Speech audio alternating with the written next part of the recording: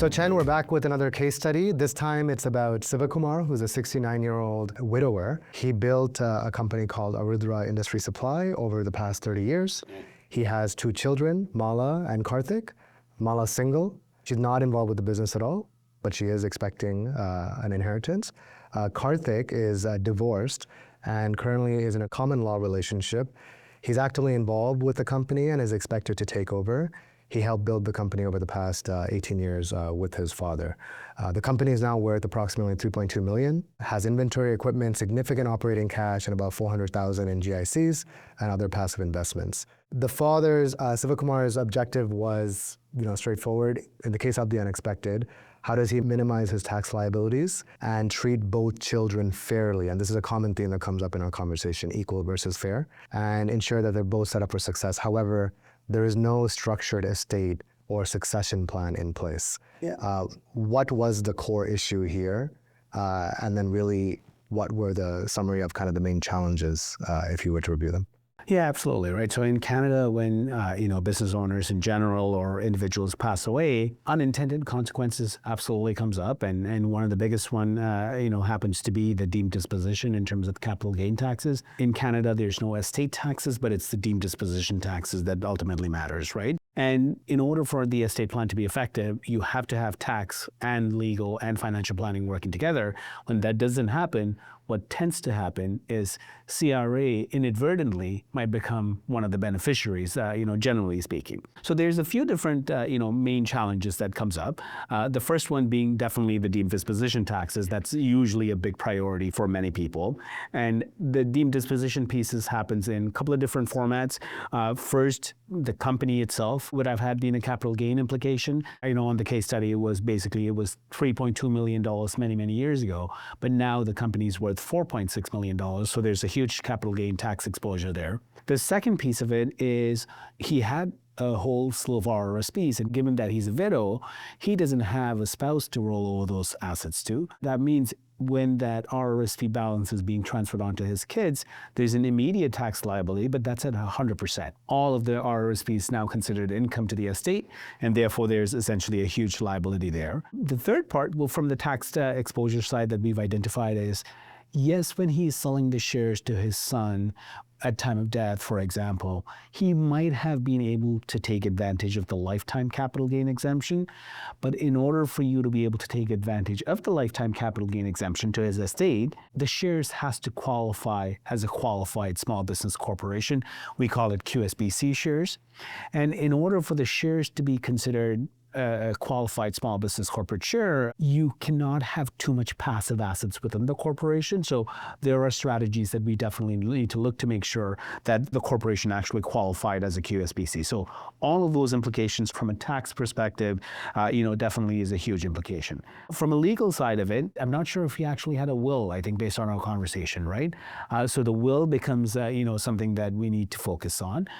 Just because in Ontario, if you don't have a will, the courts dictate how the assets are passed down from your generation to the other. And I'm also not sure if he had a secondary will, because from a primary will, secondary will. I don't think so. I think so. Those usually end up causing a lot of chaos in general. So from a legal perspective, we definitely wanted to be able to make sure that we do obviously look into that. The third part of it is the business succession piece of it. For example, I know Karthik, who has been actively being controlled, or actively been involved in the company for so many years. And if the assets were not structured properly, or if the will was not there, the courts may dictate his other daughter might also be now an equal shareholder and maybe a director who's able to control the company. So that raises a little bit of concern. And the last big concern was the liquidity risk. A lot of their assets were either in real estate, private company shares. And what that really means is at time of death, both from the perspective of to be able to fund that capital gain tax liability, as well as for the family to be able to sort of maintain their standards of living, they need liquidity to be able to pay for these things.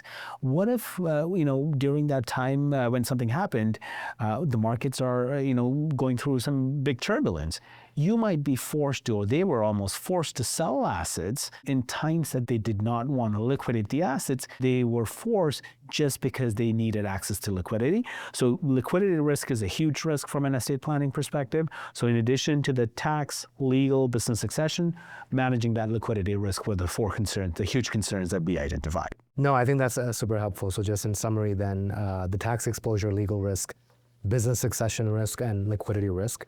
And how and what was Wealthbridge's coordinated approach in this specific example?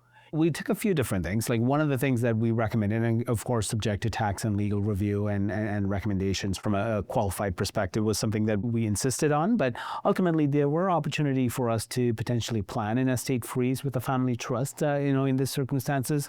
What we ultimately wanted to do was, before the value, potentially growing to $4.6 million, could we have frozen the value when we initially started these discussions? What that basically means is at $3.6 million, so whatever the number was when we initially started the discussion, can we freeze the values of that corporation at that value for the time being?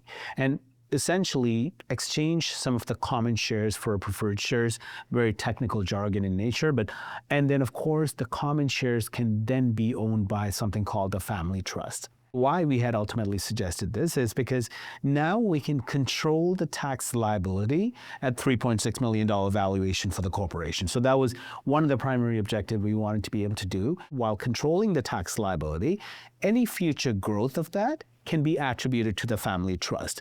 And by doing so, what we are ultimately doing is, and of course there are some other measures in place which ultimately makes sure that Sivakumar can still control the company in terms of decision making, even though from a tax and a liability perspective, he's sort of giving up his common shares, and the trust can actually obviously take the common shares of that. And what it ultimately helps with is, one, you're able to plan for your tax liability at Sivakumar's death, and we are able to control that narrative piece of it.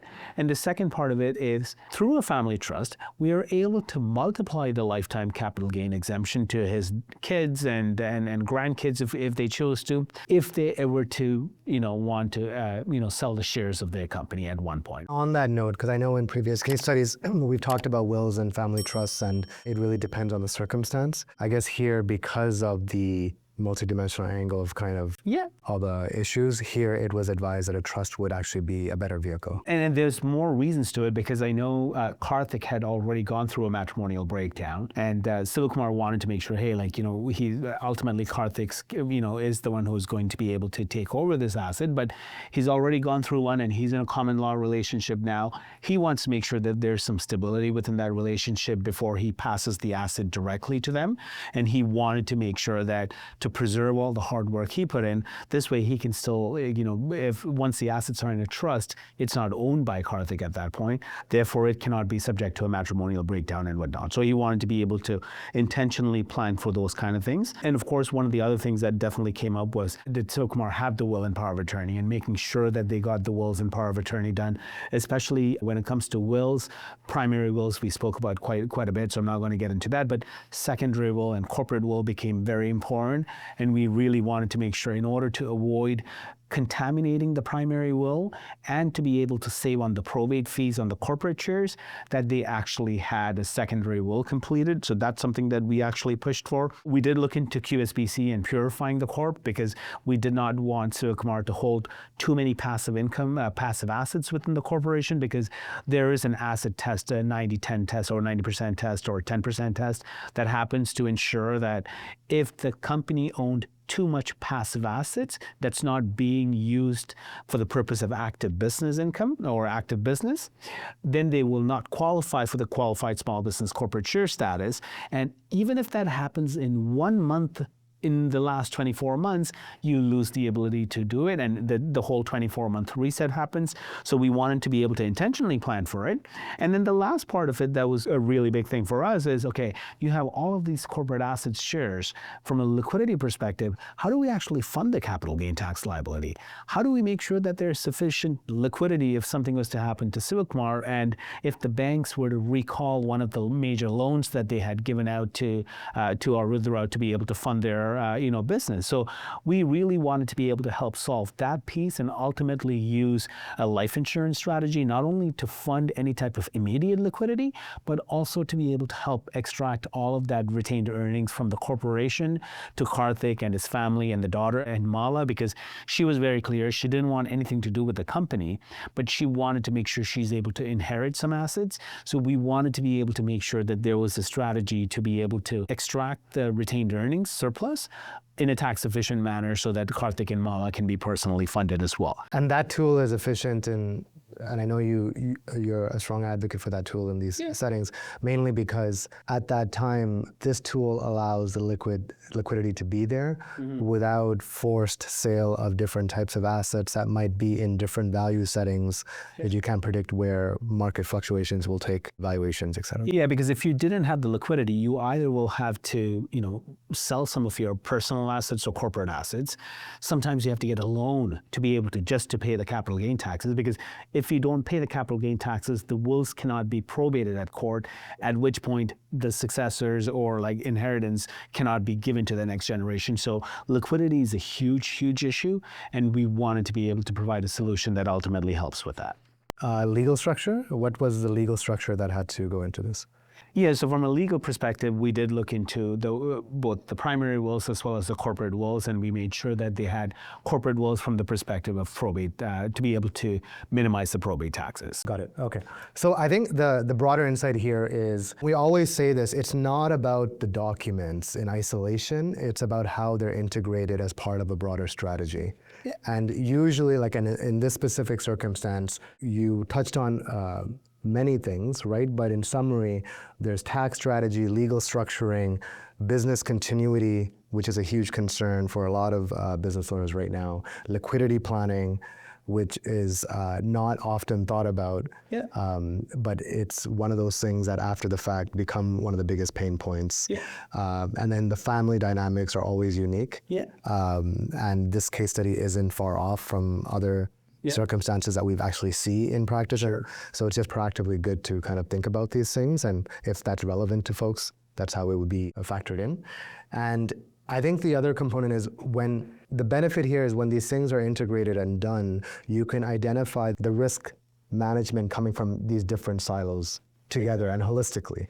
Whereas if you don't do it in an integrated and kind of intentional way, then if it happens in silos, then you may end up paying more taxes than you need to. Almost 9 out of 10 times you will, right? If you don't have an integrated strategy, your ability to access liquidity will be impacted, and that's without a question. And naturally, after the fact, what this leads to, and it's always unfortunate, it does create more of a condition for conflicts to arise, right? And as the individual in this case, which is Sivakumar, the last thing he wants is for the assets that he's built to not carry their value. Second is for them not to reach the people that it needs to go to. And third, that for that type of legacy, he doesn't want it directly or indirectly causing any conflicts amongst the people he loves the most, right? So that's why I think the planning process is coordinated. And maybe just to end off, just share your thoughts of, for those who may be in this situation, what would be your advice? You can talk about kind of the coordinated strategy. If they haven't sought advice, or if they haven't really, they may have a plan, may have half a plan, but maybe it's a siloed approach that they're pursuing. What would be your advice to them? Yeah, so two things. One is, just having worked with a lot of entrepreneurs, successful entrepreneurs like Sivakumar, the one thing I keep repeating is, we see that they put in a lot of energy to build wealth, but the same type of energy isn't put into preserving and protecting it, transferring it to the next generation, one, in a tax efficient manner, but two, in a very responsible from a family values perspective. So making sure that we do take that very integrated approach from a holistic planning is super, super important. I always say there are 6 pillars when we look at estate planning, in this nature. There's the tax framework, the legal framework, the business succession planning, the financial and the insurance planning to be able to help liquidity issues. There is the charitable giving strategies, and then we call it the legacy handbook, which is, hey, if something was to happen to you tomorrow, does your surviving spouse or heirs, do they have access to everything they need to be able to navigate those times with clarity, especially when there's a lot of chaos and confusions? So we take that six-pronged approach just to help get our clients ready to have that type of discussion and to be able to help working for it. If you have done some planning in silos, I'll also say this, which is something that might be beneficial from a tax perspective may not be very favorable from a legal perspective. So definitely look at things from a very holistic perspective. If any of you have any questions, more than happy to answer that. We would love to be a part of your journey in terms of putting together a very holistic plans, working obviously in conjunction with other professionals like accountants, lawyers, tax planners as part of a holistic approach. Feel free to reach out to us. We'll be more than happy to help. Perfect. Thanks, John. Thank you.